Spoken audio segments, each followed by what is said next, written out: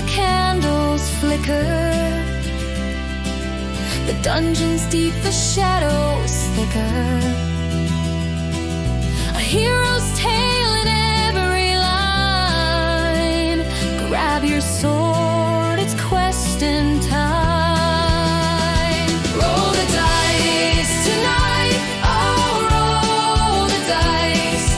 Fate's a gamble, risk the price. Roll the dice tonight, oh, roll the dice. One more turn could change your life.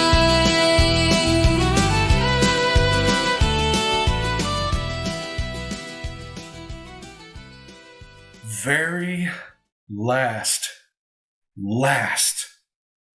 of Aoethera Cataclysm. Before our break, you guys went into the dragon's lair where Vlad tried to open lines of communication to the dragon because he desperately needed to know, is this his god or is it not? But the dragon didn't seem to want to communicate, though it was very obvious it understood him. So rather than communicating, it just decided, I'm just going to eat these people. And the fight began. And that's where we are now. We are finishing this fight against the presumed Ivor. Aoethera, a world of ancient magic, steam-driven technology, and fragile alliances, where secrets hide in every shadow and betrayal lurks in every pact. A war is brewing. Cities tremble. The world teeters on the edge of ruin. Will you rise to save it, or fall? Steel yourselves for the Cataclysm. Cataclysm is a 2-book epic adventure set in the new world of magic and steam, built for those who seek renown.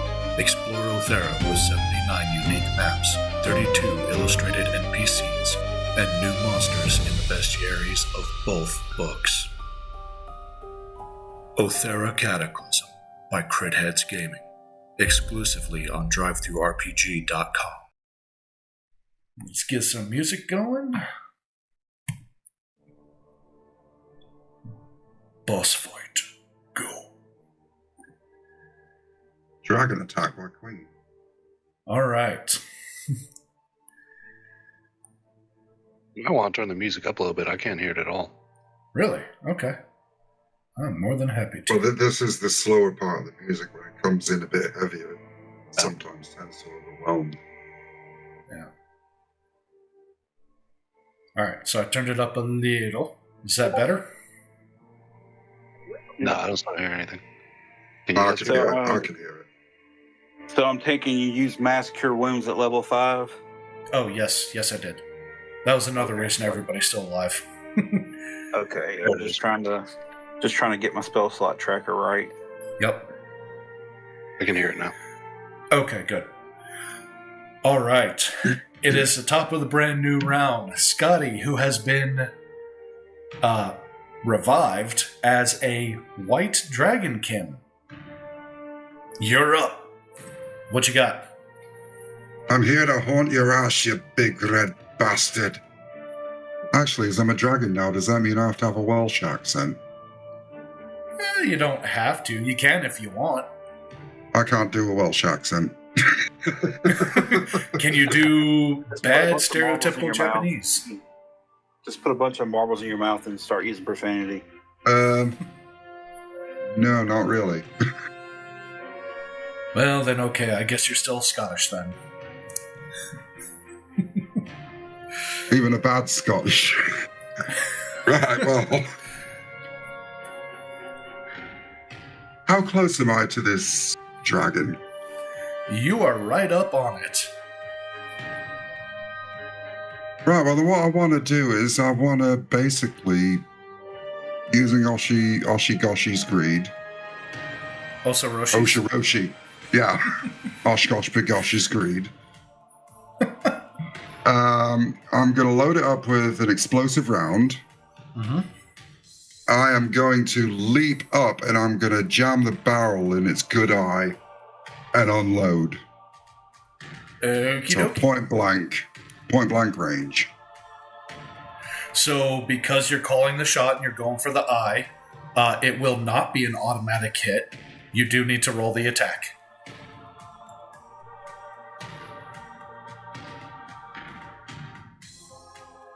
Okay, that is not enough. So, you jump up and you try to jam the rifle in its eye, but the dragon sees you trying to jam the rifle in its eye, so it moves its head away. And you squeeze the trigger, and the rounds just deflect off of its scales, as that is a miss. Oh, you're being a funny wee fecker, are you? I'll teach you to fucking kill me. Lather, rinse, repeat. Okay. Oh, jeez. Again, just not enough. You do it again, and the dragon moves its head once more, and the rounds just glance off the scales. And then I'm going to land, and from a bonus action, I'm going to rage. Okie dokie. It is the dragon's turn. And it really doesn't like that you're back, or that you're trying to blind it. Like it's taking that a little personally. So, let's see. And after I made him a wee eye patch as well. Oh, that was your work? Yeah, I had nothing else to do, did I? Yeah, this is true. Okay, let's see. Besides, it makes him look a bit more rough and ready and kind of cool.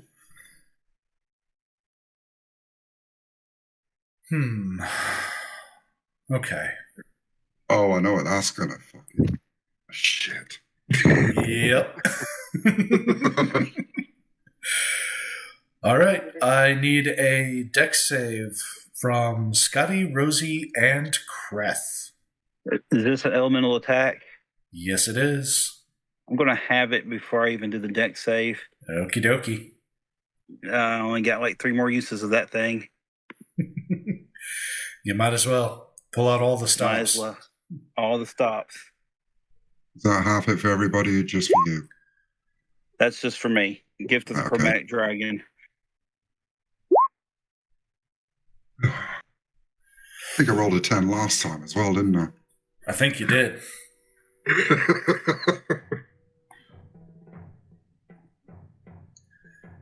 Let's see. Oh, okay. All right. Let's see. What was it? Excuse me.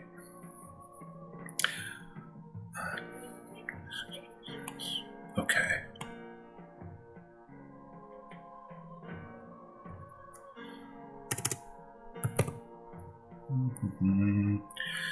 And roll it.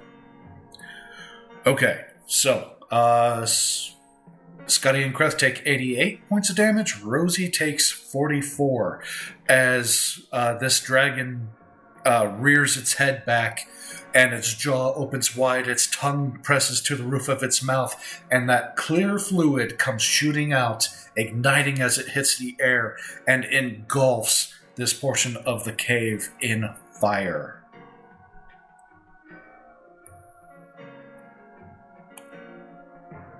Systems. Oh. I think Rosie popped that armor. Very good thing, or Creth would be gone. He would be burnt to a crisp. 88 points. Mm-hmm. Get out the marshmallows and start a roast. Yep. Okay, now. Hey, Tim. Yes. Quick question before my turn. Is my shotgun a simple martial weapon? No, it is a finesse ranged weapon. Okay, but my sickle is what? Pretty sure sickle is simple martial. Let me check.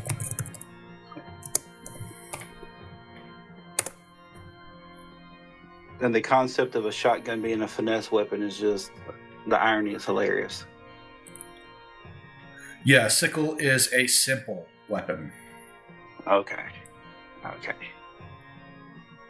What about my club may have a femur of a Goliath?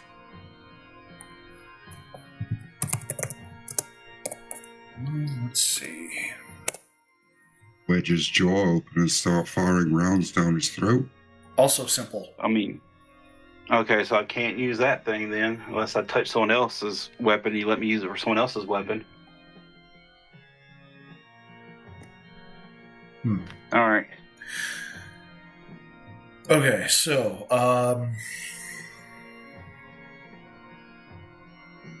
let's see. The dragon is... He's going to stay where he's at right now. His two favorite snacks are in front of him already. So, it is Kreth's turn. Kreth will use his Yucca arrow.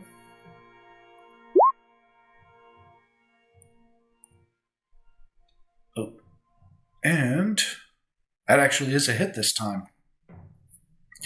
So Kreth whistles and his Yucca arrow shoots forth and finds gaps in the scales and punches through this dragon a few times, and blood comes out, and it snarls and it roars. It is really unhappy. And as you guys take this dragon in, you realize that it seems pretty well bloodied to you guys. It's not in great shape anymore. Fuck yeah. By the way, the dragon has to take damage from the armor poison thorns. Yes, it does. Thank you Because very that was much. 4 rounds worth. Okay, you want to roll the damage on that for me?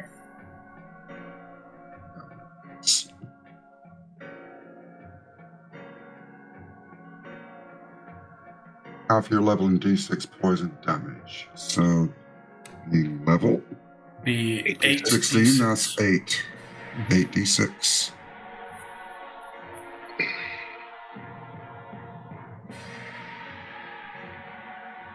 And roll it twice, because I think we missed it last time too. Both the same. Yeah, nice. Okay. Very nice. All right.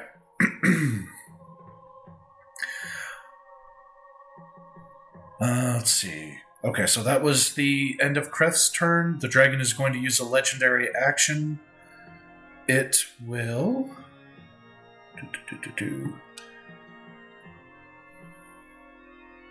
Yeah, it's going to tail attack.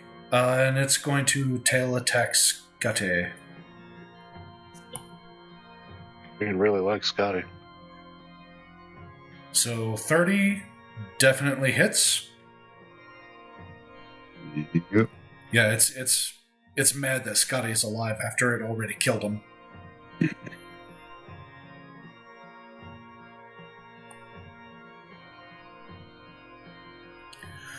Okay, so let's see. You are raging, and it is bludgeoning damage, so it's halved.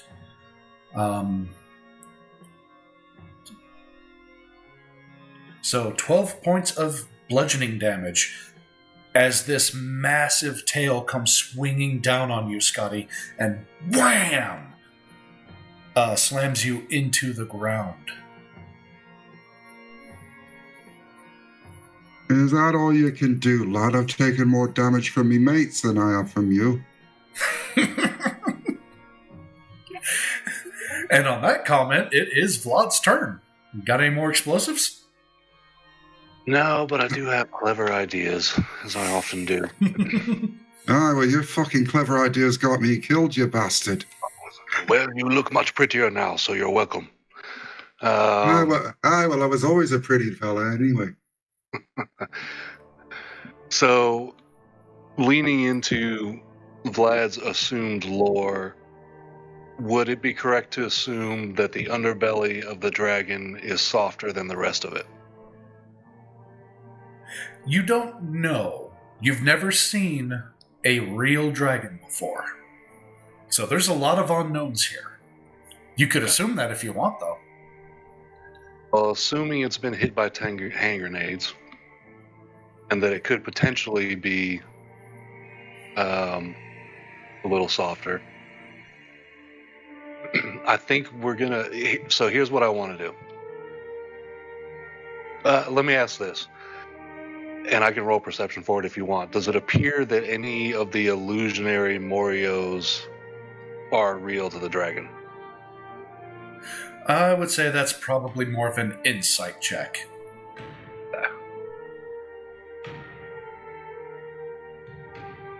Okay. So with an 11, you think there maybe it might believe that a couple of them, but you're pretty sure it doesn't believe all of them.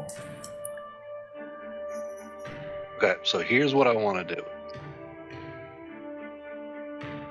Lad mounted on Morio are going to dash under the dragon. Okay.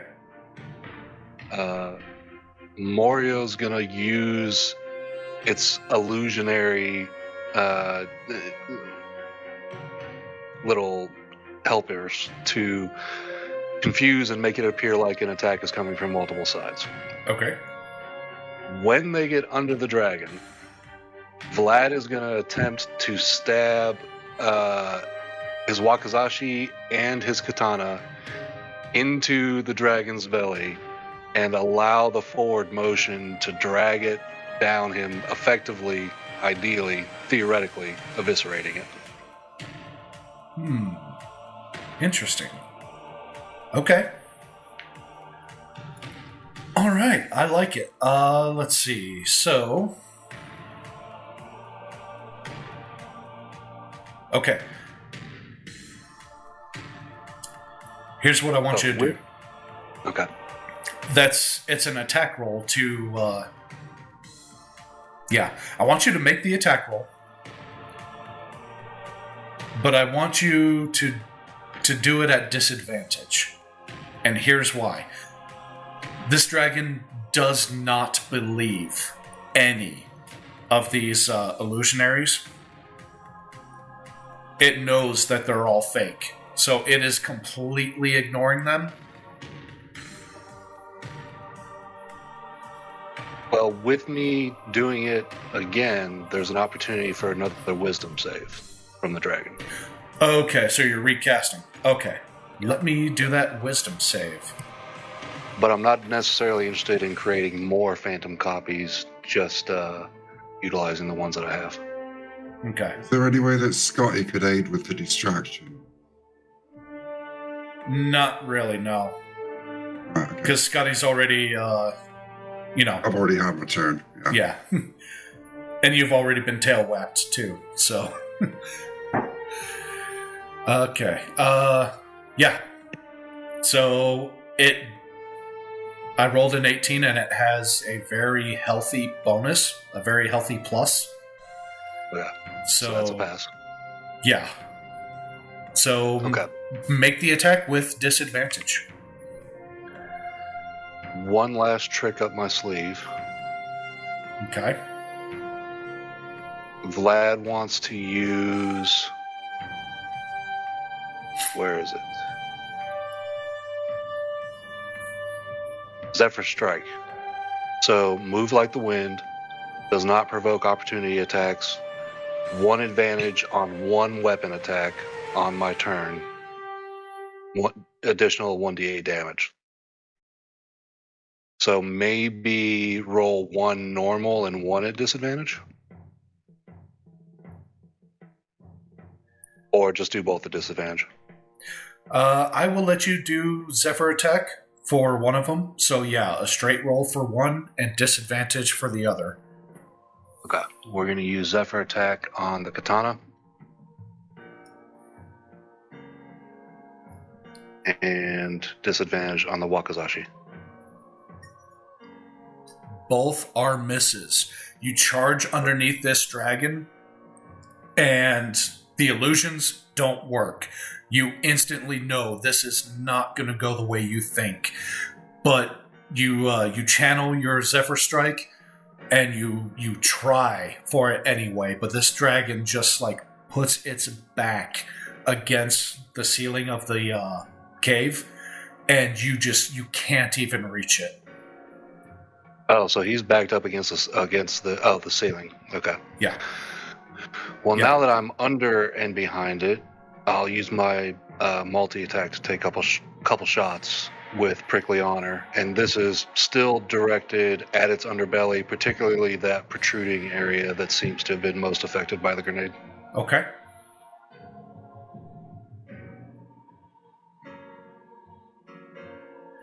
You raise Prickly Honor to your shoulder. You cock the hammer. You take aim. You fire, and the dragon moves, and it's just enough to where you miss that hemorrhaging bulge. Yeah. All right, one more. We'll see how this works. You may have a new favorite chew toy. Yep, it's another miss. This time the dragon is shifting. It's trying to get to where it can see you, because it lost sight of where you're at, and it moved just right to where the round just glances off the underbelly scales. But yeah, that would have been so epic if it worked. Scotty, how are you looking on health? Down to 71 All right. from Anybody else 171. worse than that? Nope. Okay, so I need a dexterity save from Vlad, Rosie, and Scotty. Can you draw a circle real quick before I do that, where I got this circle at? Sure. What you plotting?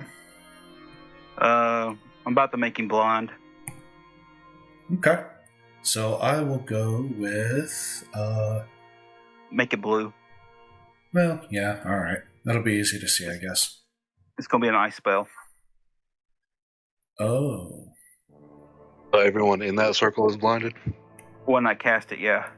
Bloody hell. Okay. Got it. All right. You said Dex. Mm-hmm. Well, let me see if I have any movement left. Let's see, I was over here. I dashed 90. Okay, so if my normal movement is 70, then on dash I should have 140. Is that correct? That's correct, but because Mario like channeled and everything, it can't dash. It took its action. Oh, okay. Yeah. Gotcha. Well, If it's elemental, I'm going to use my cut it in half. It is not. It is a wing attack, and everybody failed. So the dragon starts like violently flapping its wings. Everybody, so you three, let's see, you take 2d6 plus 10, and okay. So the three of you take 19 points of damage. Scotty, half it because you're raging. And the three of you are knocked prone. Oh, Morio also takes this damage. So give me a dex save for Morio.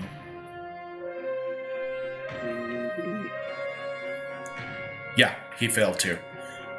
So even he takes 19 points of damage, and you are all prone. punch the microphone.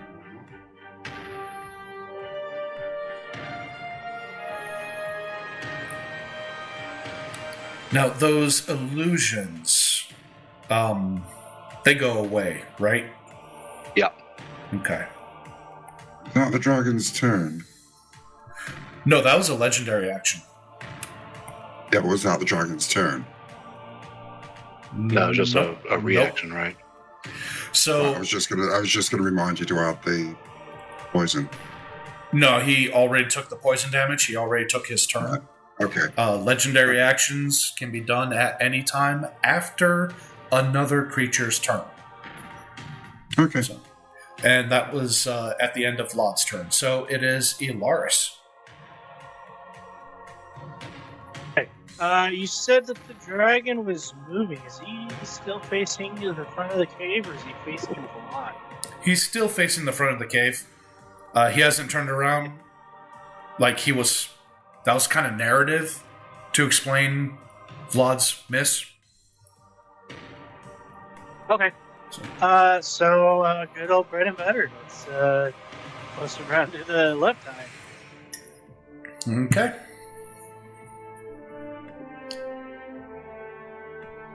All right, roll that damage.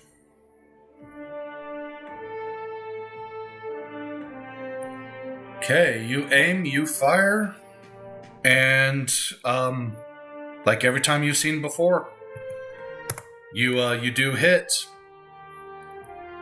and the dragon is not happy about it. Man, fuck you, dragon. Oh. That, however, that's a nat 1. So roll the damage, take half, as a round goes off in your face.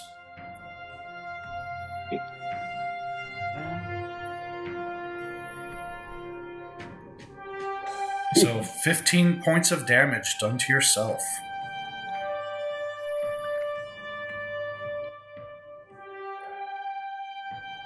And I need to... Now you see why I didn't like guns, lad.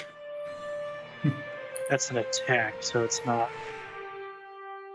Speaking of guns, I think I just heard someone dump a mag in my neighborhood. Wasn't me. Quick question before my turn. Uh-huh. If I use a healing kit, they have 10 uses. How many am I allowed to use each round? 1. All right, so 1 use? Or Yep. 1 kit? 1 kit. Okay, so that's 10 uses per kit. All right. It's good to know.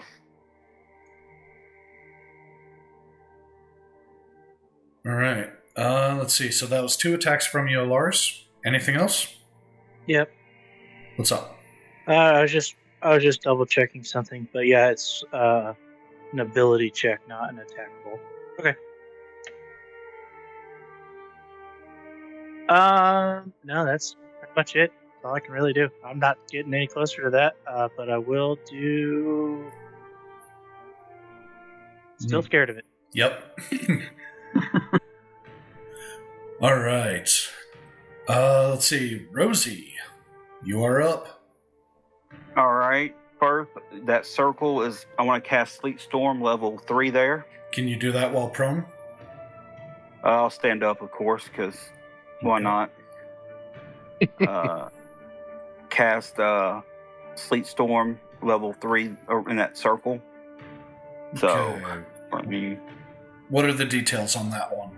Is that an attack or a save? It is it's kind of a little bit of a mixed bag. So let me read it off.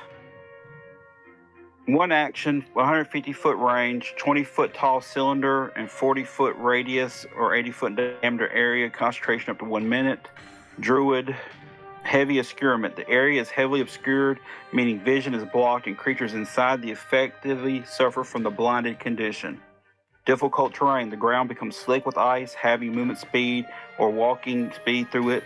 Prone status. Any creature that enters the area for the first time on a turn or starts its turn there must succeed on a dexterity saving throw or fall prone, so that'd be a DC 18. Concentration disruption. If the creature is concentrating on a spell while in the area, it must make a constitution saving throw against a DC 18. at the start or it loses its concentration. Any exposed flames, such as torches and campfires, are immediately extinguished. Okay. So he's not going to take damage, but he's now blinded, can't see us. And if he was concentrating on anything, he has to make a concentration save, and he has to see if he's still standing. Now, is there any kind of like caveat about size? Because we are talking a gargantuan creature. No caveat about size. Any creature. Okay. So he's gonna. If he falls, it's gonna be a big boom. It's going to be a very big boom. Okay, and what was the DC on that deck save? That'd be right? 9 of 18. Yeah, 18. Okay, let's go to...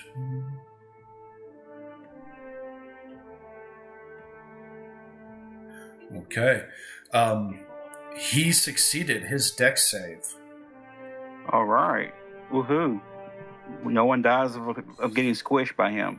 I guess Vlad and Morio would need to roll that as well. Yeah. Well, you're already prone. Yep. Yeah, that's true. I just made you more prone. You're now double prone. You're now standing on your head. Okay, now for my other action, Scotty, I'm going to use 10 uses of a med kit. So I got to roll 10d6 plus 4 plus your 16, Scotty. So give me 1 second on that. No. You use a med kit once per turn. Yeah, I have 2 actions. Okay, so you could do 2 med kits. So I just said I could do 10. No. I don't know so where you got the 10 from. I said that you could do 1 med kit per turn. Oh, got you. I got you. 1 med kit per turn. Okay, well, med kit has 10 uses. Okay, I got you now. 1 use of the med kit. All right, so Scotty gets 1d6 plus 4 plus 16. So 3 plus 4 is 7 plus 16. Back in health. 23.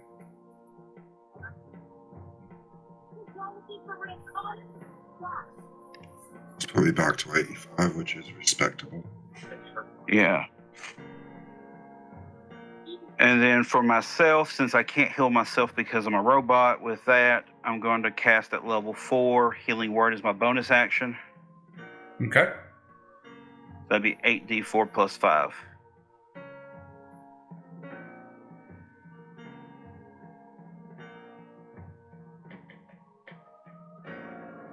All right, so that'd be 26 health coming back to me. Okay. And that's my turn. All right. Wrong thing. Top of the round. Scotty, it is your turn.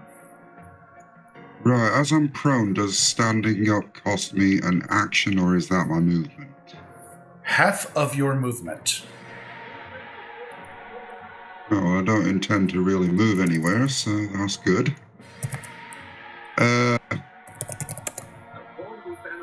Right, what's the current position of the dragon? Is it standing? Is it crouching? Is it? It is standing. So leaping up to its head is probably not going to be a great idea again. I am going to try and bring the hammer down on its foot. Okay. See if maybe damaging its foot sends it off balance and brings its head down to me. Okay. So, smashy smashy. No, not smashy smashy. Yeah. For my second attack, I will try it again. Okay. Every blow breaks a bone, half damage on a missed attack, so as long as the roll is above a 5. Okay, so I get half damage even though I miss? Yes. We haven't been doing that, have we? No, I don't think we have. So that's 20 damage for a miss.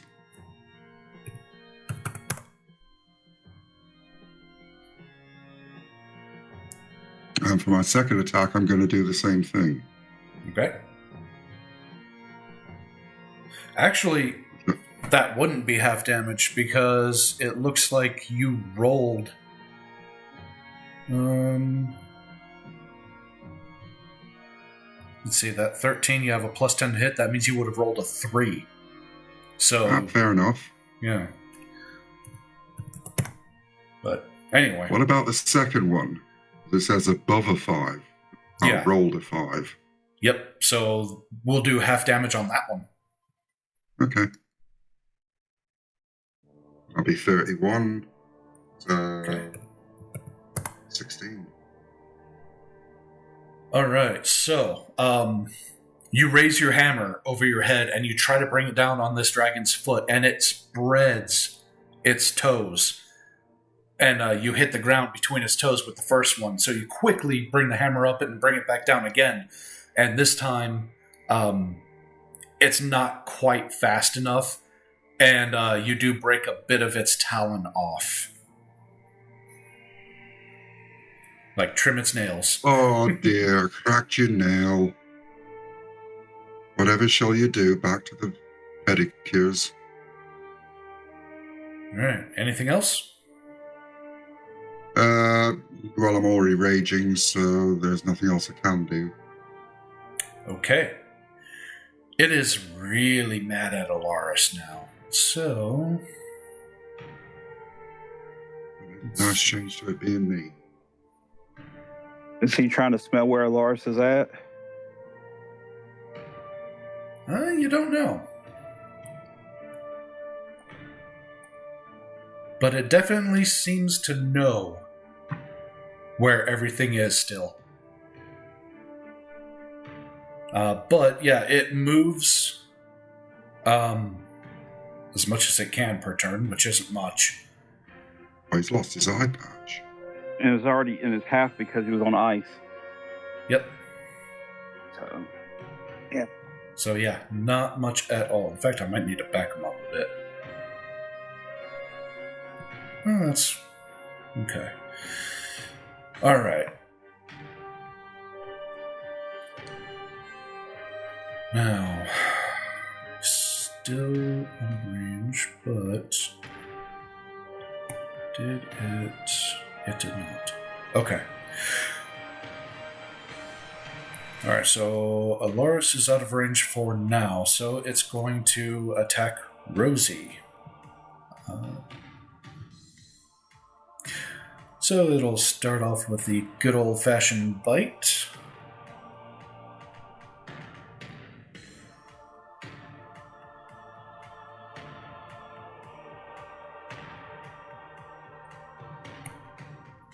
And I need to be 50 feet away from it. Yeah. So you'll have to try to move away from it on your turn. So... oh, there's no try. It's due. So it's biting down on Rosie. yes. Would that not break its teeth, with Rosie being a robot? Nope.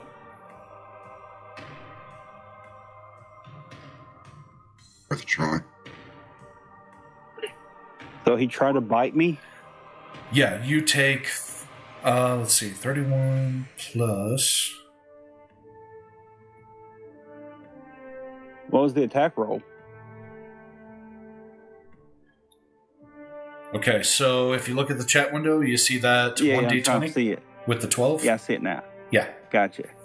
Okay. So my 21 armor don't matter. Not with this thing's bonus to hit. It still hits you. Gotcha. Okay, gotcha. I just didn't know what its bonus was. That works. Yep. I think the only time that thing misses is if it rolls like 1, 2, or 3. I gotcha. So I take 14 damage. No. You take 31 points of piercing damage from the teeth, and then that 14 is an additional fire damage, which you can have with your chromatic dragon ability if you wanted. Yeah. Yeah, I want to, because that'll leave me. I'm going to need to have that. That means I can do some. I'm going to use that like one more time. All right. 2 more times, yeah. So it bites down on you for 38 points of damage total. And then it's got 2 claw attacks, which it's going to use on you. Oh. Ooh. Oh, I'm shit. down. Yeah. I'm dead. Okay, so the first claw attack. So how many hit points are you at right now? I'm at 30. I'm dead. Well, we'll see. Hang on. Okay, so Been dead before, lad. It's not permanent. the first claw attack is I was the one 21 who points brought of you back. damage. So that's 9. But all we got to do is plug you in and you'll be right as rain. I brought me charger cable if it helps. Might be beyond charger cable.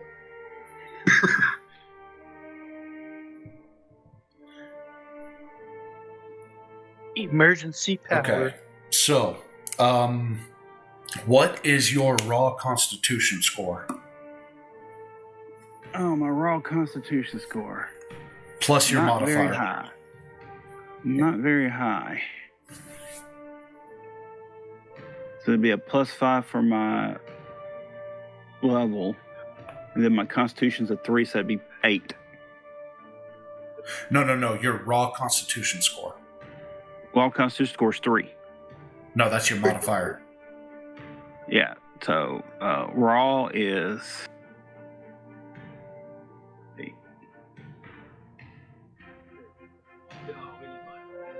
Raw is like 16, I think. Let me check. Yep, went past it. Go back. Yeah, 16. Okay. So your raw is 16, your modifier is... No, that doesn't make sense. 16? 16, my modifier would be 3. My character level would be Yeah. +5. That's right. Okay, so you could go to -19 before you're permadead. You said you had 30 hit points left? I got 19 now. I took the 11. Oh, the 11 was not just it. So that 11 was +10. That was for the first claw attack. So that was 21 on its own. All right. And then the next claw attack was 34. So that's 55 points of damage total. So if you had 30, then that's 25. -25. Okay, yeah, so that is permadead. Rosie is done. Yeah. Okay. And No, that is Rosie. that is the end of the dragon's turn. It is Crest's turn. Did the dragon take its poison? No, it did not. Nope. Roll that damage for me. I believe this is the last one.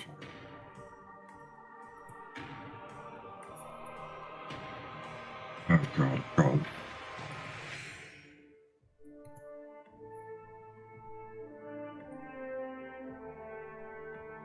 Half my level 6, that is 8d6.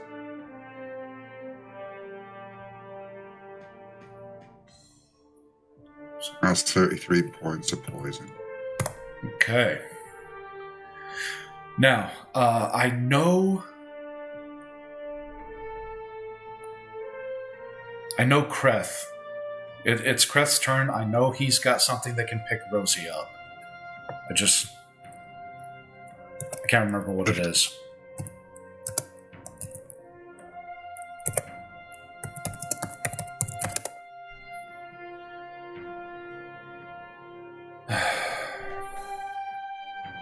That jumper cable.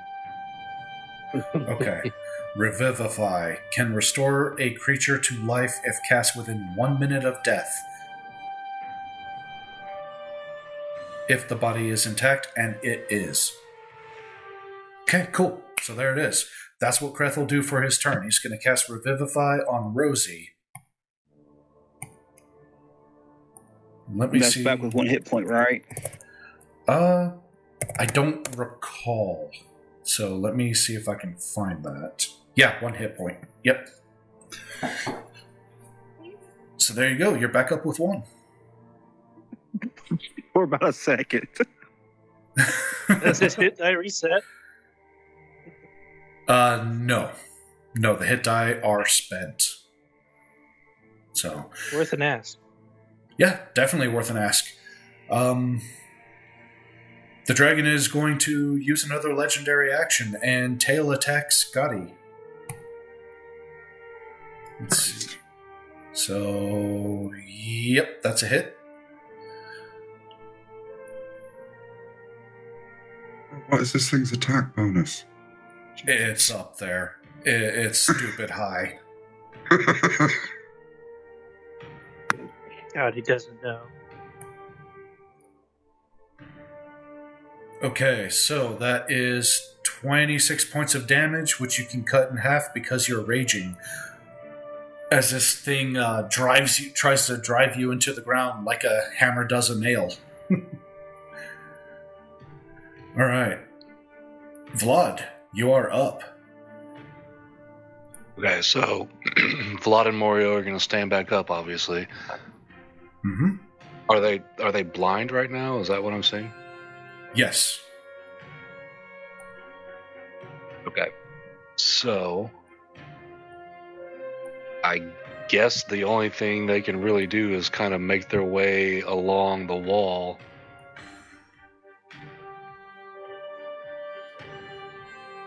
Until they are out of the shadow. Okay. When I died, it would have disappeared its concentration. Oh, it is. So Oh, we're not blind. Excellent. That changes things. Okay, that being the case, Vlad's going to hop back on Morio, and we're going to do Phantom Pounce, where the aim is to jump on, ideally, the head of the dragon. So Phantom Pounce is a full round of action. I'm sorry, Phantom Feint. Uses Phantom Pounce. Rider uses dual weapon attack, and if both attacks hit, it triggers coordinated kill. So Phantom Pounce is, as a full round of action, the Displacer Beast blinks forward in a blur of motion and leaves an illusion of itself mid-pounce, which is behind the dragon, so it's not going to see it. Or maybe it does. It says the effect is it appears to charge from one direction, but actually attacks from another. Okay. The illusion is a visual copy that lasts one round and gives the rider half cover if they remain within 5 feet of it. Which, if you're trying to get on its head, you won't remain within 5 feet of it. But okay. Right. But the illusion lasts as it counts as a distraction, giving the rider advantage on the next attack. If the enemy attacks the illusion, it suffers psychic damage. Target must make a DC 14 intelligence save or suffer disadvantage on defense. Okay. And yeah, so we're gonna try that. Okay. Did it land? You need to roll 2 attacks. One with one for Morio and then one for Vlad. Because that's what it says, right? If both attacks land. Yes. So I guess we will roll that for Morio. That doesn't look good. Yep, that's a nat 1. And we'll roll that for Vlad. Okay. So Vlad hits, but Morio opens himself up for a attack of opportunity as he stumbles.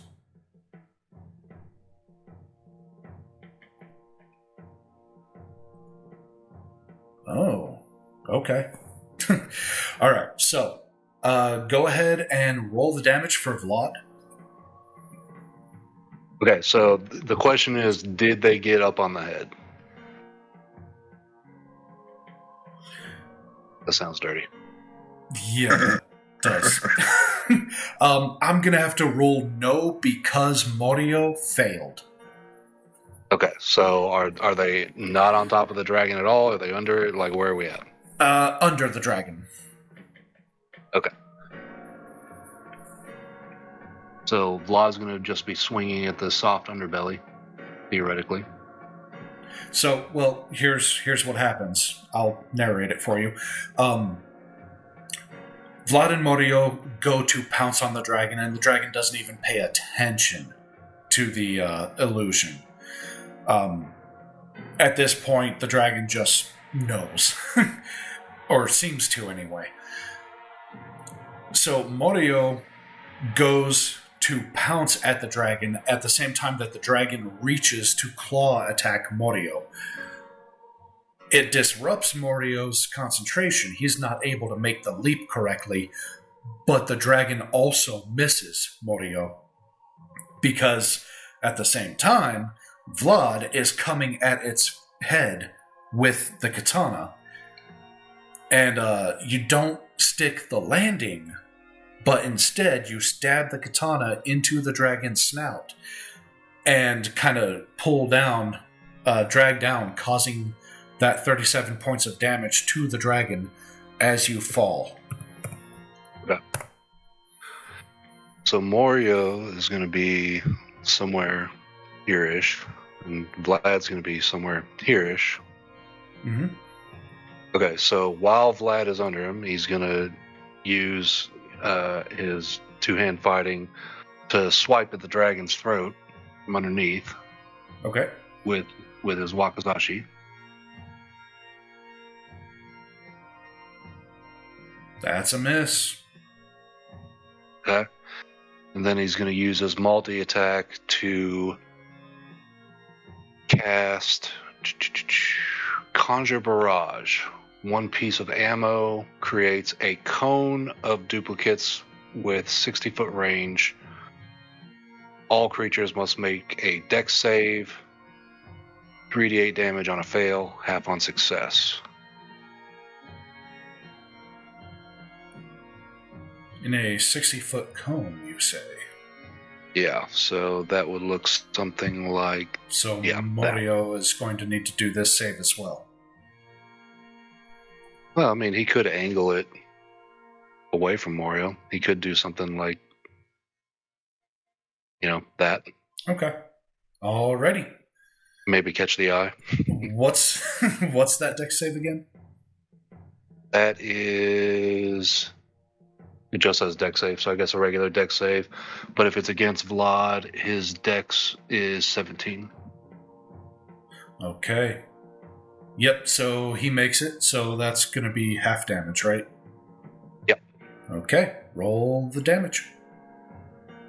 It's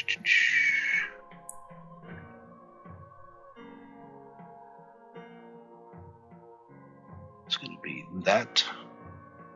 Plus ice damage. It's going to be that.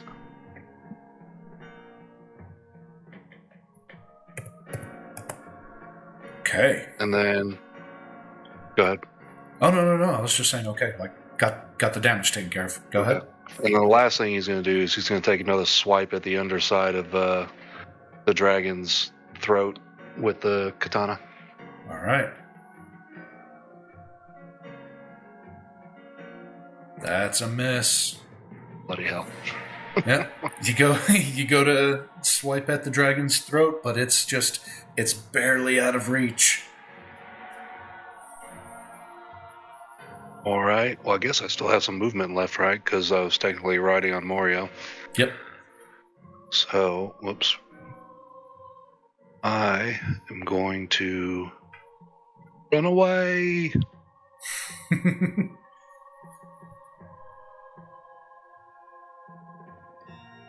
Alright, so by running out of that threat area, you do give the dragon a attack of opportunity. I do. Oof. Yep, it claw swipes you.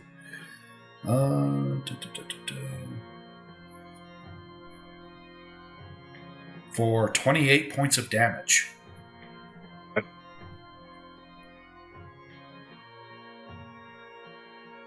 Okay. Alaris, you are up. Alright, so first thing Alaris needs to do is move, so he's going to be here. Then gonna to load up another explosive and try and keep shooting out his eye. That's a miss. Same thing. Ooh. Fuck. Yep. 12 That's the points of second one that's damage. blown up in your face, isn't it?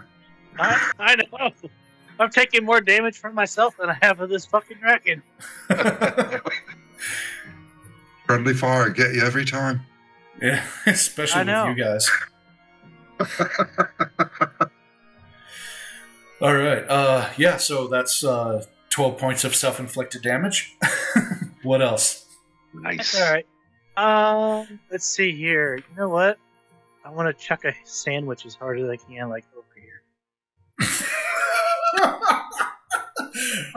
Sandwich, go! Yeah. Okay. Pastrami on riot attack. Are you gonna let me do that, or are you gonna make me do a check? Oh, no. You can chuck a sandwich. Ping where you want it to go again. Yeah, right here. So, got this, beautiful this sandwich. It's one of the masterpieces that Alaris has made. I mean, you got it's a 2-foot long hoagie. It's got all the fixings on it. It's like a club, got the olive toothpicks in it. Just tucks it like a fucking football. And then,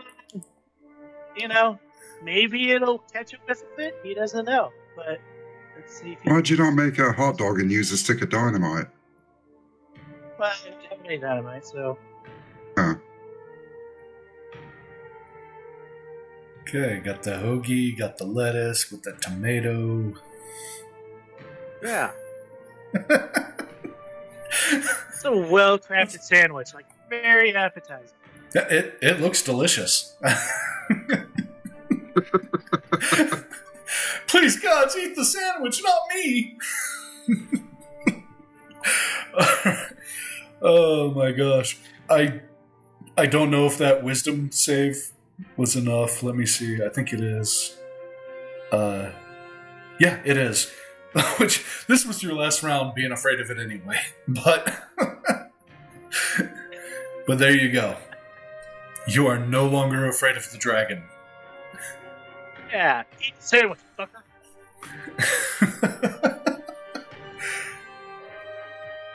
All right. Wait, Did you at least put Hey, mushrooms am I- on the sandwich? am I in dark? Yes. Hold on. Stealth. Do I hide? No. Can he see me in the shadows? It can see you. Fuck. With its one good For eye. the sandwich. It's even with one You eye, have its one perception is for the amazing. Sandwich. All right. All Lars can do. Okay, Rosie, you are up.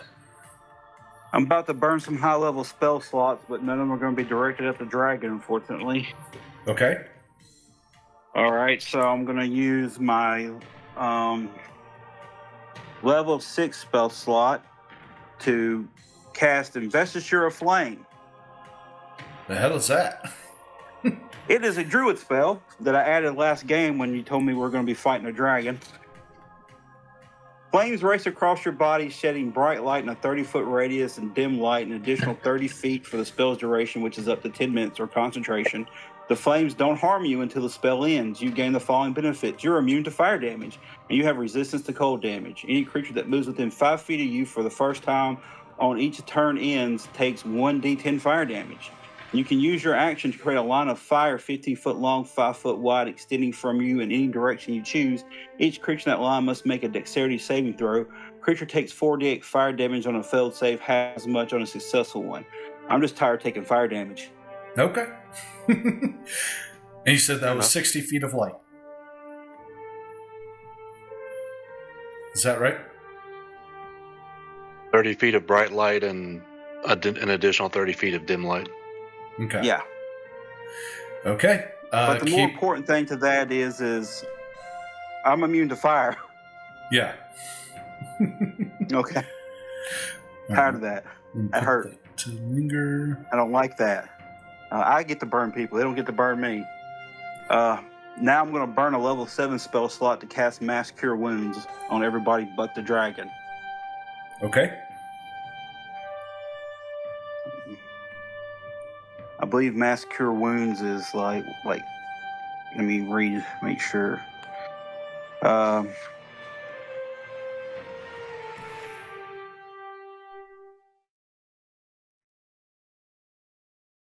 It's 5d8 plus my spellcasting modifier, so it's 5d8 plus 5. Since I'm scaling it up, I'd get an extra 3d8. Okay. So it would be 8d8 plus 5. And what's the radius on that one? Mass Cure Wound is I pick people. Oh, okay. I thought there was a radius, like people within 60 feet, everybody gets it, or... Yeah, range is 60 feet. But you choose a point within range and wave a healing energy that spreads 30 foot in a radius spear.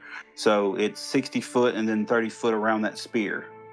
Oh, okay. So I definitely need to hit me with it. So it's going to be like basically the edge of it hitting me. And yeah, you could hit the whole party with it.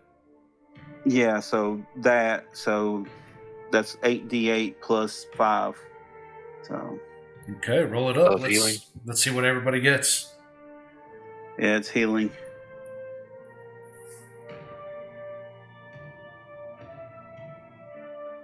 $39 plus 5, so 44. Yep. 44. All right. And for my bonus action, I want to bring out my wildfire spirit. Okay. Particularly if I die again, he can bring me back to life. One time only. Okay. All right. Whatever it takes to survive. Yeah. Hopefully that healed everybody up enough that we can stay in the fight and I can keep popping healing spells, because now I think all I got left is like a level 7, some level 4s. All right. Well, new round. Scotty. I have a level 8 left, level 4, and some 3s, 2s, and 1s. That should be enough to keep you guys up. So, I'm going to take me hammer. Mm-hmm.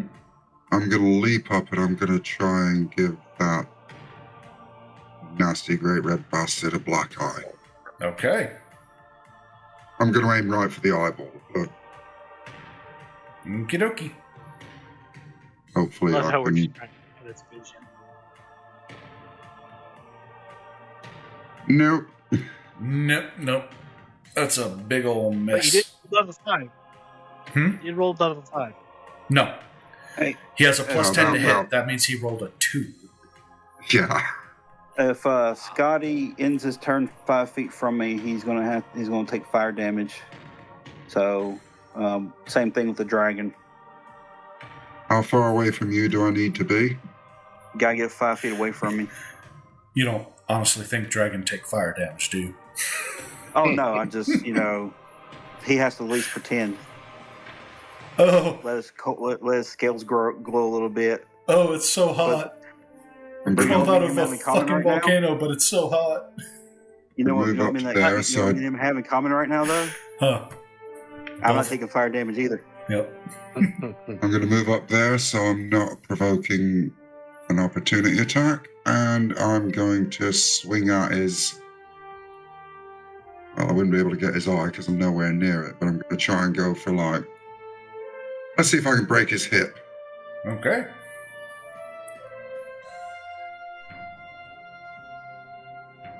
Nope. That's a miss, but you did roll a 5 or above on that one. So, go ahead and let's do half damage here. 36 or 18. Boom. Yeah, so you swing at this dragon. It's not a very good hit, but it is enough that you do break a scale. And it looks very annoyed by that. Anything else? Nope, I haven't got anything I could do for a bonus action, so I'll end my turn there. Okay. Don't you have Intimidate as a bonus action? No, that's an action. I just wanted to see you try to scare the dragon. Do you know, I did think about trying to do that, but I thought that would use both my attacks to do. Is he fucking off? He is fucking off. He is really mad at Alaris. So, the three of you do get attacks of opportunity as it moves out of your threat range. Is it any particular attack or is it like a physical attack? Physical attack. Alright. Would that include spells that are related to physical attacks? Nope. Like ranged attacks? Nope, No. just mundane swing and hit. That is a hit, Scotty. You finally got a good one on him. 26 from that. Okay. I want to use my sickle. I don't have it in the computer thing, so I don't know what my modifier to hit with that would be. It'll be your dexterity modifier plus proficiency. For a sickle. Yep, so it'll What be... strength? It's melee, right? I thought melee was strength. That's to add to damage, to add to hit. Gotcha. Gotcha. So that'd be a 14 plus my character. It'd be like 19. Okay. Not a hit, unfortunately. Yeah. I didn't think I would. That's why I wanted to use a spell. Okay. Let's see. So... Not a hit, I guess. Nope. Nope, not a hit. Does Morio get a swipe at him? No. Animals don't have reactions. Okay, so... Let's see. What is his reach on that? Oh, good.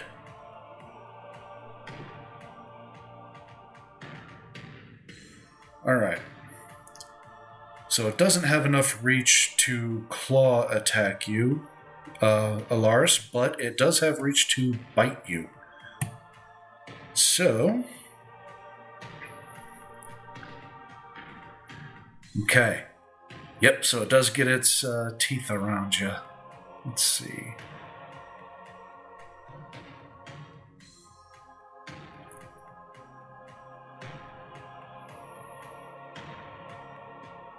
And I can clearly see this, right? Yeah, I mean, it came charging at you, but there's no, like, save to this. This is just an attack. No, that's... Yeah, no, I get uncanny dodge, so whatever it is, it's half.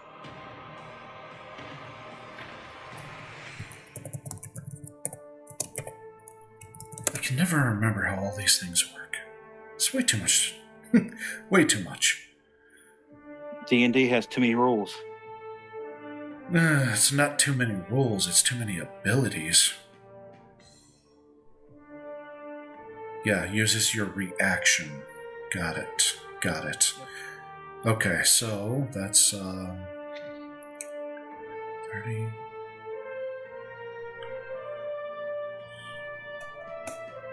Where is it? Okay. Okay, so that'll be 23 points of damage after having it. Okay. Okay. And let's see. It can't claw attack you, but it can claw attack Kreth, so that's what it's gonna do. Those are both hits.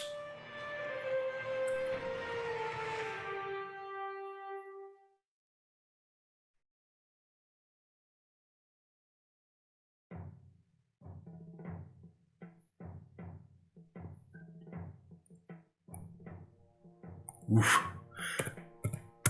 Alright, so this dragon comes charging across the cave and bites you, Alaris. You see it coming, you try to get out of the way, but it still gets a good nip at you, doing that half damage. And since it's over here and there's another target of, of opportunity, it swipes twice at Kreth, raking its claws across him, and Kreth is in really bad shape. Again. It is Kreth's turn. He is going to... he's going to Yucca Arrow, because he knows he can't really get away. So he might as well press the attack. But it's a miss. That's the end of Kreth's turn. The dragon is going to tail attack you, Alars.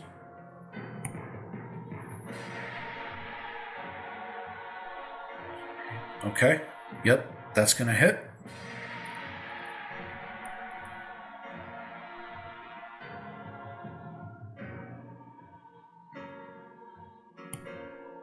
For 34 points of damage.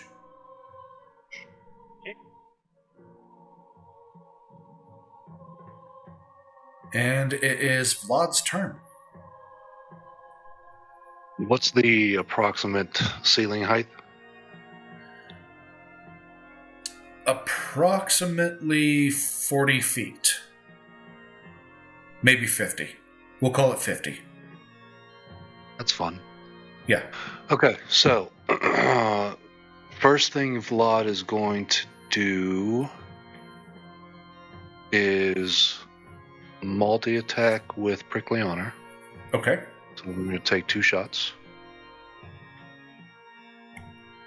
That's a hit. Ooh. Plus cold damage, that's what, 1d4? Yes.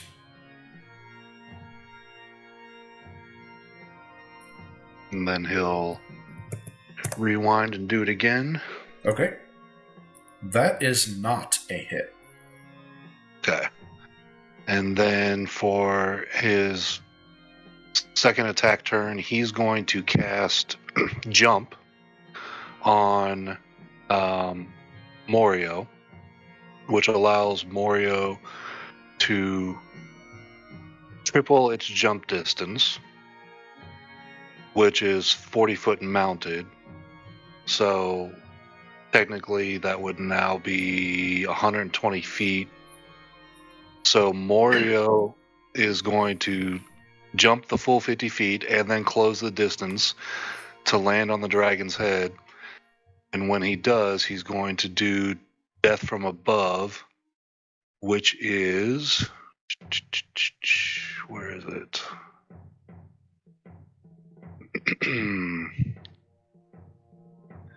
That is... Blinks forward in a blur of motion. No, that's not it. Leaps, crashing down on the enemy if he were mounted with the rider poised to strike midair.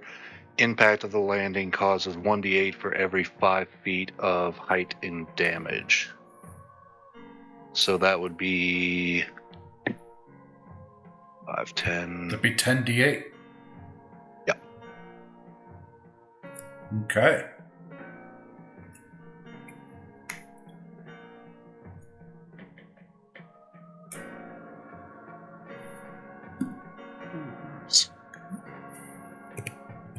Got it? Boop. Ultimate boop. Bonk. Go to horny jail. All right. Now, did Vlad ride in as well? Is Vlad attacking from Morio back? Yeah, I suppose he could. I suppose since he casts a spell, he would have 1 melee attack, wouldn't he? Mm-hmm. Yeah, let's do that. Rider can deliver a powerful blow on the way down, adding Ari strength modifier and proficiency bonus to their damage. Yep. That is a hit. And Ari strength modifier is the big number, not the small one? No, it's the small one. The modifier is the small one. The modifier is, that would be a +4. And his proficiency bonus is... It'll be the same as yours, which should be a 5. Yep, that's correct. Okay, so 28 So +9. points.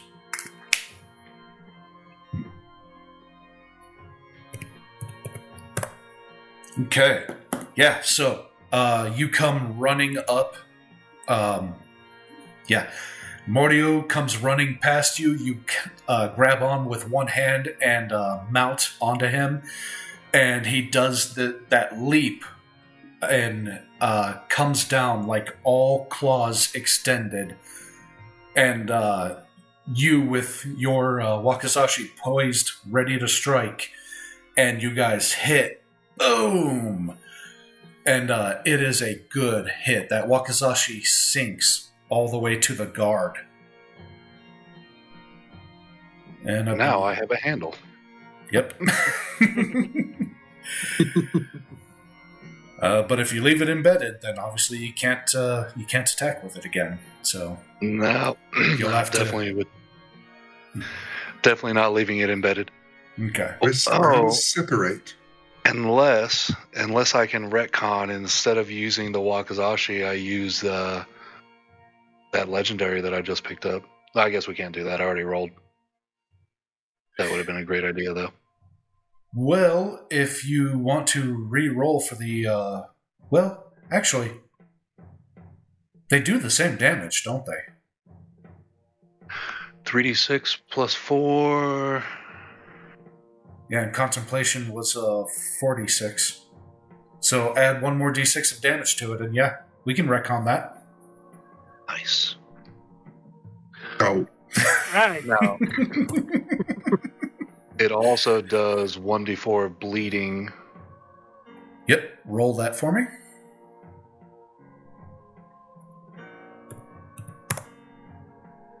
Okay. Yeah, so we'll just leave that stuck in his head. Maybe it'll mess with his Amdula Oblongata. Just giving me an idea. Just make him Now even he's a more unicorn.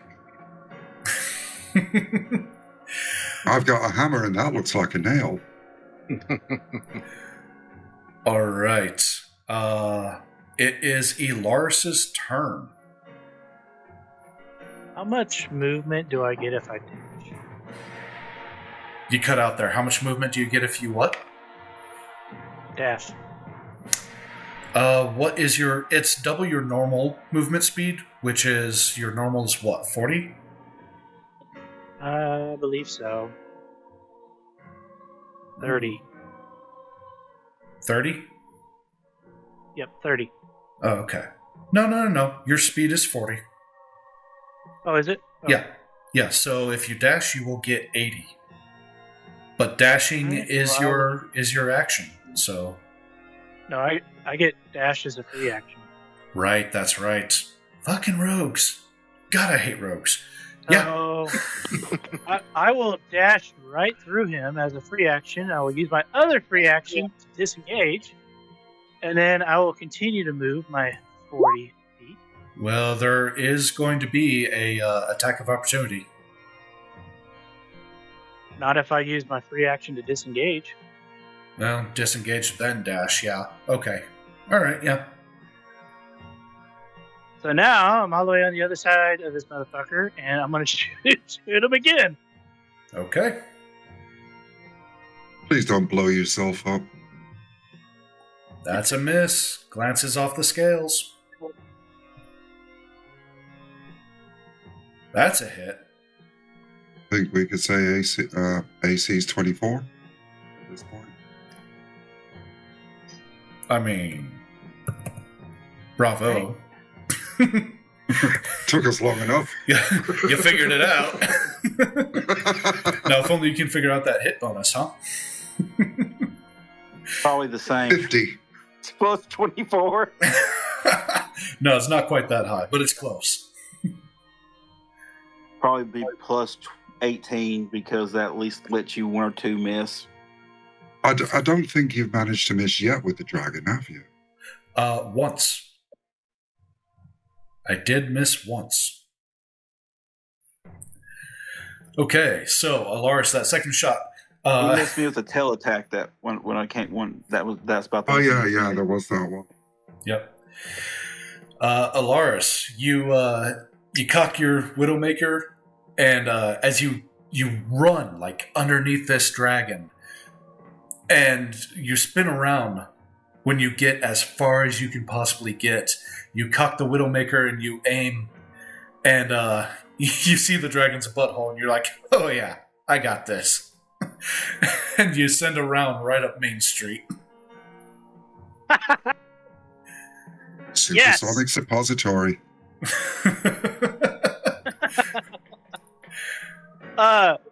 Because I don't have it right in front of me, and I know I have this ability. What's the Baron Squeal ability? Oh. Oh god. So that was, I want to say, a 10-foot radius.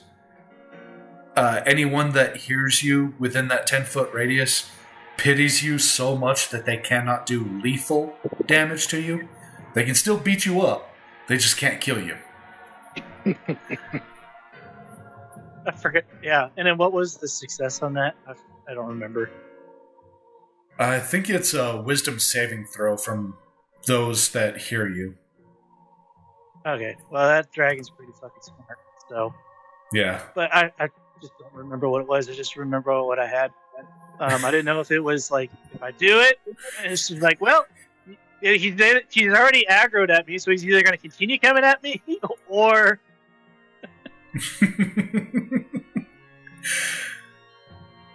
Alright. So is that it? Yeah. No sense in throwing a sandwich this time. Okay. He didn't go after the first one. Nope. No, he did not. Rosie, you are up. You see that circle I got drawn? Uh-huh. Can you draw a circle around it, please, sir? Sure can. What color? White or blue. Okay. We'll go with white this time, because we never really use white.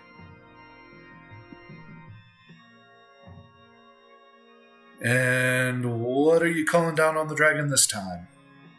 Ice Storm. It's kind of like Sleet Storm, but this one does damage. Perfect. All right, so level 4 evocation, 30-foot range. A hail of rock-hard ice pounds to the ground in a 20-foot radius, 40-foot high cylinder, centered on a point within the range. If you notice, I centered that point on his eyeball. Mm-hmm. Each creature in the cylinder must make a dexterity saving throw. Creatures take 2d8 bludgeoning damage and 4d6 cold damage on a failed save, or half as much on a successful one. That'd be a DC of 18. DC of 18. Hailstones turn the area into difficult terrain until the end of my next turn. So DC 18. Okay. Vlad, is that second roll is for Morio? Correct. Okay. Morio gets the hell out of it, but the dragon and Vlad do not. So that was... Oh, you still got to roll for damage? Yep. Yeah. And you said it was half on a fail, or miss it completely? On a fail, Half you on a take fail. full damage. On a success, it's half. So Morio will take half damage. You and the dragon will take full.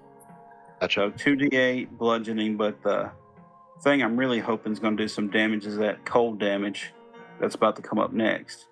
Cold damage, 4d6. 18 cold damage. Okay. Not bad, not bad. 30 and 15, is that right? Yeah. 12 and 18. Yeah, so 30 points of damage total. Gotcha. And he's going to need to make a wisdom save. He's hearing bells again. Okay, let's see this. Oh, he actually fails it. Full damage. Ooh, 30. Nice. Necrotic. Can I Okay. do that too? Just in case he has any kind of resistances. He does have resistances, but not to necrotic. And Vlad, no, you do not. You are safe from that. It's only the dragon that hears the bells. Nice. Okay. So my question is,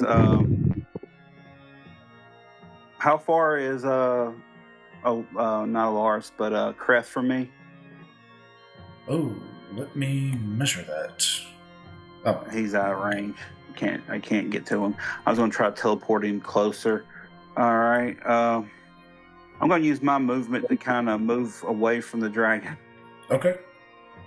I don't know how far yet. Give me a second. Got to change my measuring line.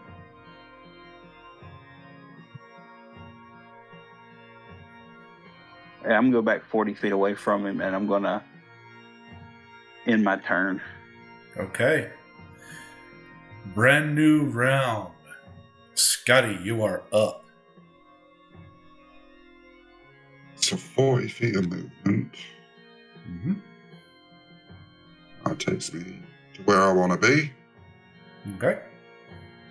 I'm going to move. I'm going to climb up the dragon's back. Okay. Not the right thing. So that'll be athletics or acrobatics. Give you the choice on that one.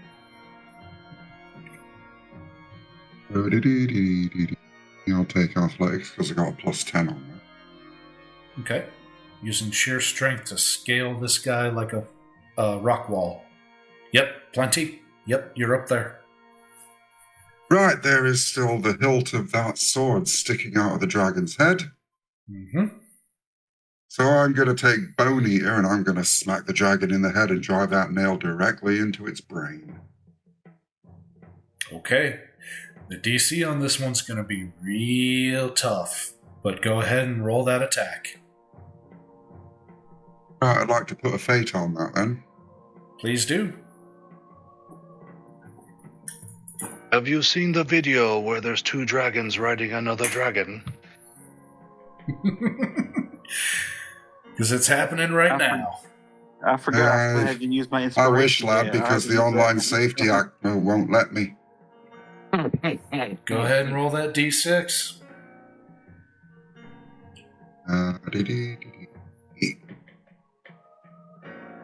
Oh, yeah. Coming up Millhouse. Okay.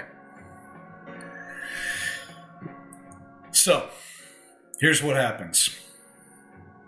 Scotty, you scale up this dragon's leg, and you get up on its shoulder, and it's trying to, like, shake you off, but you've just got a death grip on these scales, using them like you're climbing up the Tempest Mountains. And all of these motivating memories start coming to your mind. You start thinking about your farm, your family farm that you inherited from your dad, flooding out, that started you on this journey.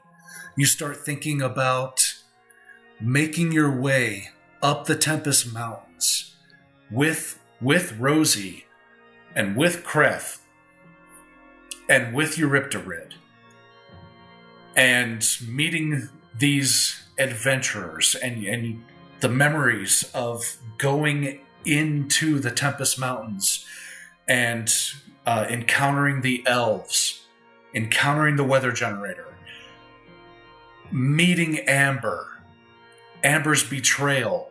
All of these things focus in as you just march your way up the dragon's neck onto its head. And you see Vlad up there, and he's hanging on tough. He's trying to just keep his footing. And you think about all the friends that you've lost. You know, Torque doing himself in. Eurypterid sacrificing himself. Everybody that has died to come to this one moment. And you grimace and you heave that hammer. You bring it up over your head. You drive it down. Boom! One good hit. And the sword just disappears into this dragon's skull. The dragon lifts its head. And you, Morio, Vlad, you all tumble down its neck, roll off of its shoulders, off of its back, crash to the ground below the dragon. and the air erupts with a horrific roar from this massive beast. Its maw gapes wide, unleashing a sound that defies nature. A resonant bellow, laced with an eerie, pulsating hum, tears through the ether of Aoethera like a blade through flesh. This unearthly vibration shatters the magical balance, awakening thousands of dragons buried deep beneath the world. Some claw free from the roots of Yokai's jungles, others bursting from the icy depths of Ungar's tundra, their scales glinting with eons of pent-up rage. Each dragon joins this chorus with an identical roar, a synchronized wail that reverberates across the world, shaking the very soul of the land and igniting the cataclysm. The etheric disruption unleashes a nightmare of unimaginable horror. Islands rip from their ocean beds with a deafening crack, their jagged cliffs shearing apart as they float skyward. Trailing cascades of blood and debris from villages sundered from the upheaval. Children's cries are silenced as homes tumble into the void, their bodies plummeting into the churning sea below. Along the cold coast, entire towns collapse beneath the tidal waves, swallowing thousands as families cling to splintered beams only to be washed away with them. Their screams are drowned by the roar of collapsing spires and the gurgle of salt water filling their lungs. Members of Ivor no Kodonotashi, the cult that you encountered on your way up the mountain at the base of the volcano, are buried beneath a landslide of molten rock, their armor fusing to their charred flesh. In Isvewol, the marvelous central cathedral implodes as the ground beneath it splits, its remaining windows shattering into a storm of deadly shards that slice through fleeing elven nobles. Airships crash in flaming wrecks, their crews incinerated mid-flight, their screams lost in the inferno. Undagoro's crude orcish hovels are obliterated as mountains sink into the earth, burying entire clans under tons of ice and stone, their guttural roars of defiance choked into silence as superheated steam jettisons from new fissures, boiling the Arctic forest into a misty graveyard.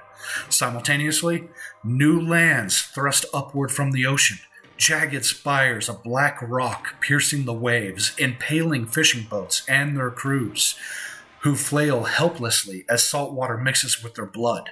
In Ziana, fresh mountain ranges burst forth from the ground with such fury as to send enormous boulders flying into beastling settlements, leaving behind fields of pulverized gore and fur. The majority of Aoethera's inhabitants perish. Millions snuffed out in moments. Their cities reduced to rubble and ash, their lives erased as libraries burn and forges crack under the strain. Technology crumbles. Elven clockwork automations seize and explode, scattering porcelain limbs across the ruins, while dwarven steam engines rupture, their boilers bursting in geysers of scalding steam that strip flesh from bone. The world is left a scarred archipelago of desolation, where the dragons reign supreme and the floating islands and sunken plains. Their roars echo over a land of death and rebirth, with only the hardiest survivors left to crawl through the wreckage of a lost age, the wreckage of the cataclysm. Oh, don't think I shouldn't have done that. Perhaps we have murder hoboed a bit too much. For the record, wasn't me. Bravo. Thank you guys for playing. This has been a hell of a 2-year journey for, well, me and Corbin at least.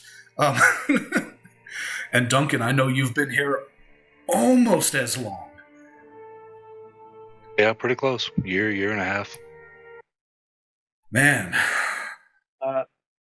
Alaris wants to harvest the testicles off this dragon. Dragon Balls? Yep. And then whenever he Seven gets of in them his to make a hand, wish.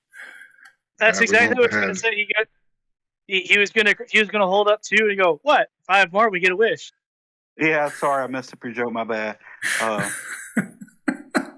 Yeah, Rosie's gonna go cut his eyeball out and be like, "That's for my dog."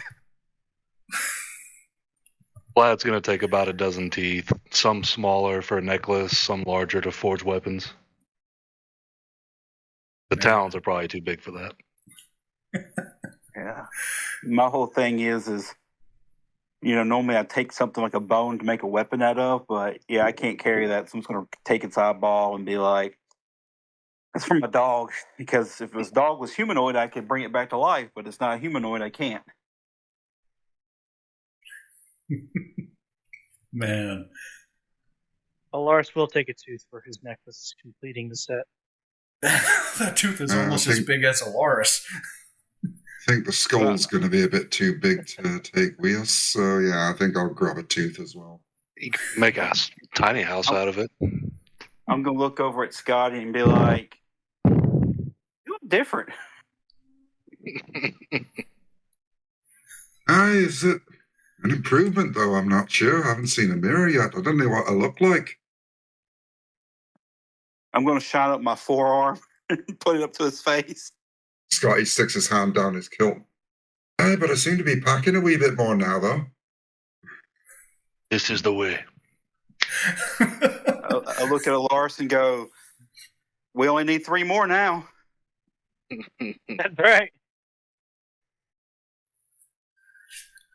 Oh. So, question for the GM. Yes. What were your odds on a TPK? Total party TPK? kill? I could have sworn it was going to be, especially with that first, Dragonfire attack.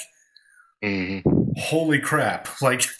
I did not think it was going to do that much damage. So when I saw, how low it dropped Rosie and Kreth, since I was controlling them both at that point, I was like, okay, this is done in 3 rounds.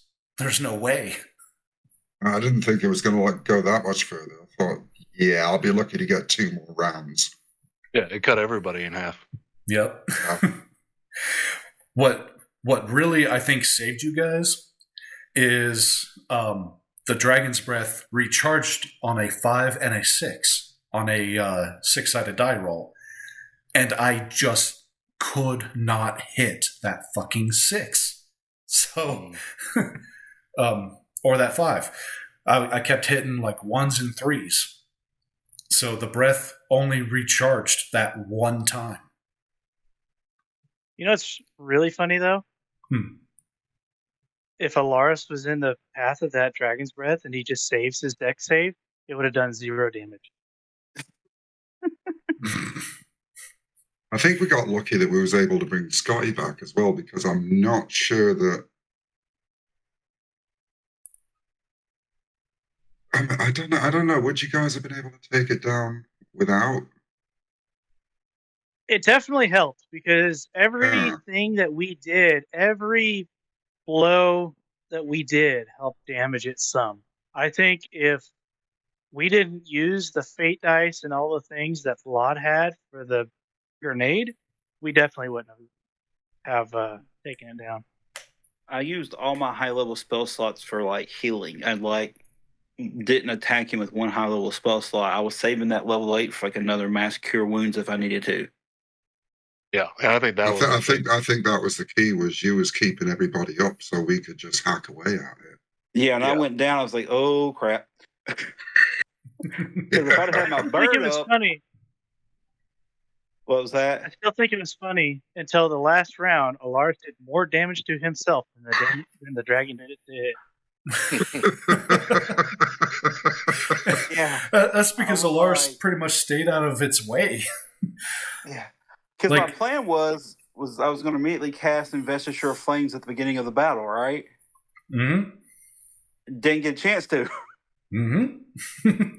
So, And that battle might have been easier if everybody was actually here. Because, like, Kreth, Ryan knows how to play Kreth. I've never played a bard in my life. Never been interested in it. So it's dirty. No. yeah, I could only remember so much about, Kreth's abilities. Do you guys want to know what the dragon's stats were? Yeah. Yeah. I'd love to, actually. Plus to hit, 17. I thought it was somewhere up there. I thought it was between 17 and 18. Yep. What was its HP? So, Probably 1,200. actually, it was 1,800, which, Holy crap. it really high, but I had to modify it because you guys are freaking powerhouses. If I didn't jack it up like 3 times what it's supposed to be, this fight would have been over in 2 rounds. Because I was hitting it for 60 with low-level spells. Yeah. Yeah, we were averaging like 50 Yeah. for every successful attack. Yep. Yeah, and So I had to make it a bit of a damage sponge. And, that's, you homebrew things, and occasionally it gets wonky. yeah, when Mind you, when you the expect a dragon, dragon to be that tough, though. when the dragon appeared last game, my whole character idea for what I was going to do at level 16 completely changed. Hmm. Like, I was going to take a different feat. And then I was like, oh, yeah, I better take that one. Yeah. Oh, by the way, when you obscured the dragon's vision with that sleet storm, Yes. yes, Yeah. the dragon has 60 feet of blind sight. So Yeah. it can still identify anything within 60 feet of it without being able to see. Yeah, my goal if in that was I was trying to break Alaris's vision of it so Alaris wouldn't be afraid of it no more. Hmm. Now, if we would have successfully taken out its other eye, what would have happened? I would have self-imposed disadvantage on every attack roll. Well, let me clarify that a bit. Because of the blind sight, if you were outside of that 60-foot range, it would have been a disadvantage. Yeah. But within that 60-foot range, because of the blind sight, really no effect. Yeah, my plan Even was so, with that attack bonus, even disadvantage. But what were we on the right track that it could have been used by spell? So if we masked or sent with something, it would have thought that we were somewhere else. Potentially. I'm just curious at this point. I mean, my follow-up attack. If Scotty wouldn't have killed it, I was going to take Mork's Revenge and stick it up its nostrils and unload, because with me being immune to fire, I wouldn't be worried about sticking my hand in its nostrils. Yeah. I wonder if a cave-in option was ever really on the table. Like if we, instead of going into the cave, had tried to seal the entrance, I wonder if that would have prevented the cataclysm. So I will tell you right now, it's a bit of meta knowledge, of course. No.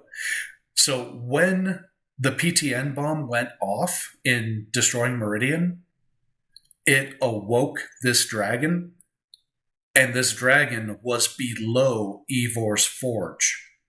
So it crawled up through the volcano, which is why the volcano has been erupting nonstop ever since that happened. Oh, so I still could have gotten out. It would have, yeah. What if I'd have hit Earthquake? When it mattered, like Earthquake, yeah, you would have caved in. And I was looking for that on your character sheet. I was going to do that right away.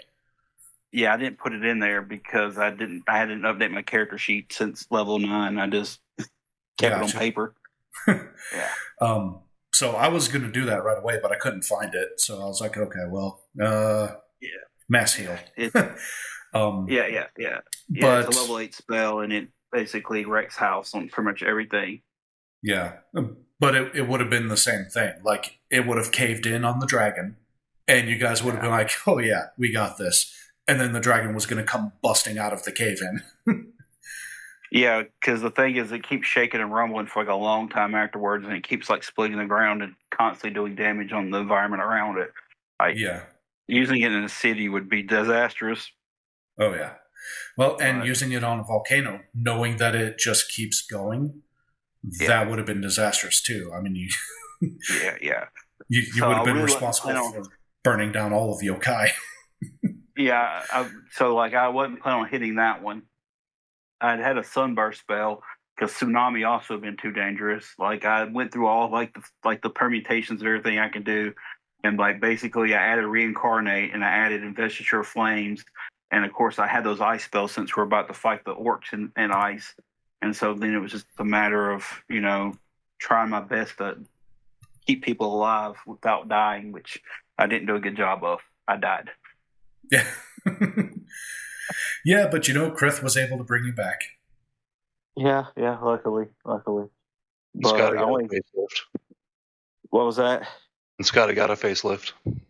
Yeah, that is true. Now Scotty's no longer a wanted man. He can now go back to his life without fearing being arrested for all those crimes that he committed as a farmer. But nobody will recognize me, so what life is there to go back to? You got a brand new life, man. You got the queen dead. I mean, you're now, the city's destroyed, but you're now the king of the elves. No, that was supposed to be Alaris, but whatever's left. I'm the king.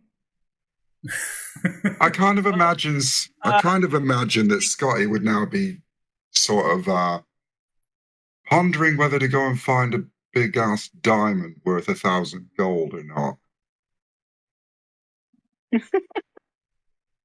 Volcano might be a good place to look. I mean, if you do a long rest and it hadn't been 10 days, I can bring her back in a new body. It might be random what it is, but if you want to take a long rest real quick, or I could just use a level 8 spell slot to do it. Well, campaign's over now, so there's no real fun in it. I mean, we can do a behind the scenes follow-up episode, and I can bring her back real quick and see if she wants to come back alive. But she's going to be evil and a handful, but I can do it. It's up to Tim. How bad do you miss your wifey? Well, I was talking to Tim on voice the other day, and I was saying he should have turned Amber earlier because I think she would have had quite a good heal run and a nice redemption arc. The thing is like, Rosie knew, but Rosie's roles didn't know. Yep. Scotty in character was sort of giving her the benefit of the doubt, but was always a little bit wary because he always thought there was going to be a sting in the tail somewhere. He just didn't know when, where, or how. Well, the physical transformation happened, and it wasn't magic. It was actually her body did it. I knew, and Rosie knew, but at the same time, I didn't want to ruin Tim's story. So I just let it play out. I think it was well played. Vlad always had his suspicions and distrust as well. Yeah, but I wasn't gonna ruin his story arc because I wanted to see how it played out. I mean, Scotty liked her. He thought she was a nice lass, but it all seemed a bit too easy, and that kind of had him a little bit wary. But he just sort of, well, he didn't get much of a choice in that, did he? On the second date. At least you can say you boned down a queen. Hey, did I tell you about the time I fucked a queen up the ass? She loved every minute of it. She must have been Swedish. Oh, then you have to save the world. So, CritHead, do you want to give a bit of a trailer for what happens in Aoethera post Cataclysm? So now the world is run by dragons, and what can we, without giving us too much, of course, but what can we expect in the next round? Yeah. So, I am in the process of putting the final touches on Aoethera Lore and Legends. And that is the follow-on book after Cataclysm. Cataclysm was designed to introduce your table, your players, to the world of Aoethera.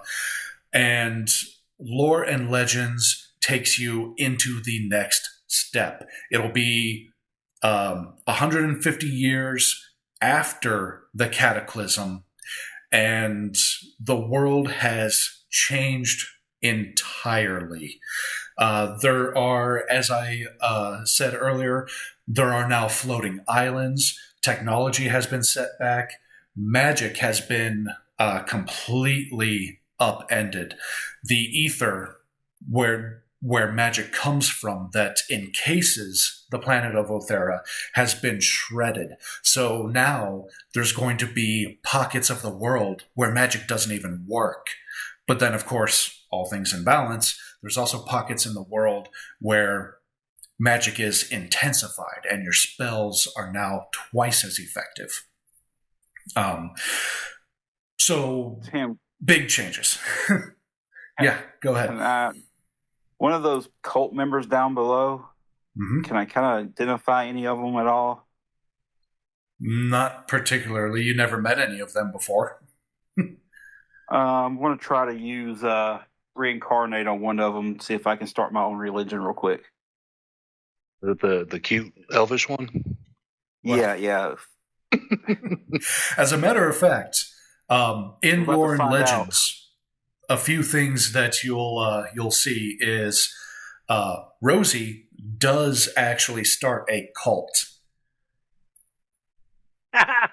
So it is the Disciples of Steam, and they are basically a transhumanist cult. So they are all about basically building themselves into Sentinels. Ishvaewul, when it got split in two and half of it began to float, that actually gets named Ilarion after Ilaris. And nice. A descendant of Vlad becomes the shogunate of yokai. Oh, so he actually gets laid at some point. That's nice. Yep. Since he survived, yes. If the reincarnation spell works, I may be able to help you out. I hope there will be a statue of him and Morio and Aristotle in the city center.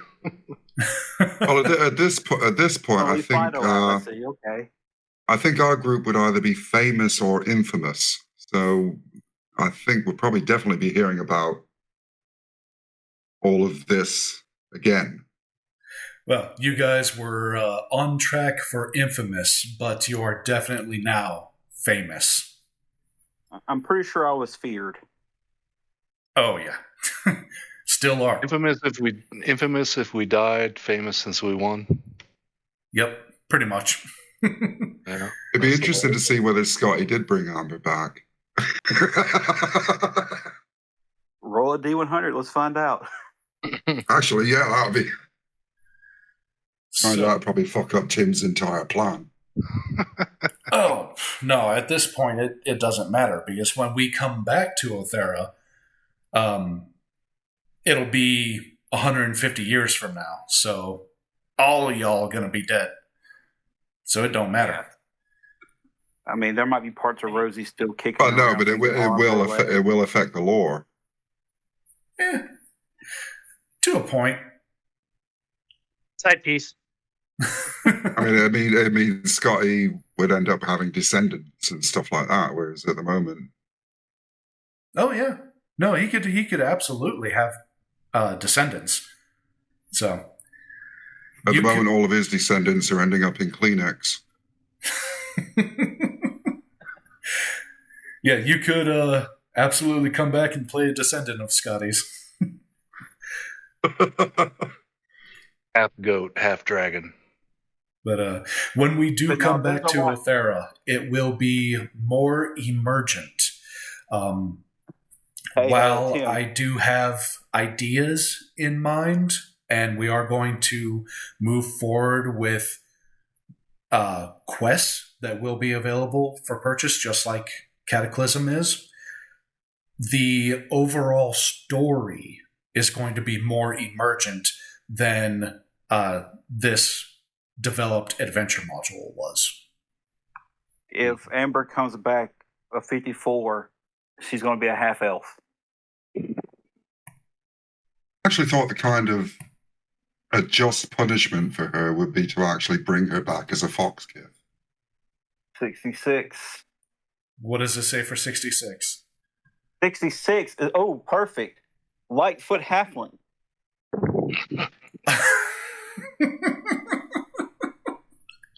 His kids are going to be half dragonborn, half Lightfoot halfling.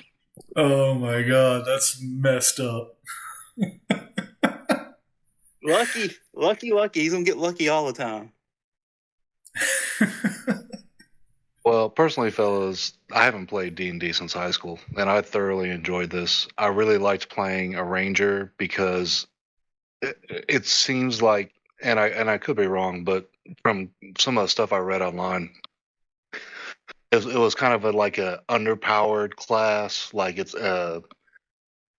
not not a fighter, not a mage, somewhere in between. But I kind of spells are wonky and nerfed, and yeah, I kind of stat maxed it a little bit as much as I could to make it a little bit more of a tank. But I enjoyed that challenge of, here's a kind of a middle ground class and seeing what I could do with it. It was a lot of fun. I enjoyed it. It was good. Well, this was the first barbarian I've played. I went for something simple because I came in at level 9 and had to roll a character up in the space of a week. And I know I've seriously underplayed Scotty. I haven't used most of his abilities because I just don't understand them. Which is why I wish I'd have come in at level 1 so I could have learned them as I went. Yeah, this is the first time I've ever played a druid. Normally I don't play spellcasters, but Tim made a game so hard I had to play a spellcaster. Play the hell out of it, brother. Dropping every I really enjoyed playing a rogue and just derailing everything Tim wanted to do and make it really hard to fucking kill me. Yeah, isn't that the point of playing D&D, is to derail the DM?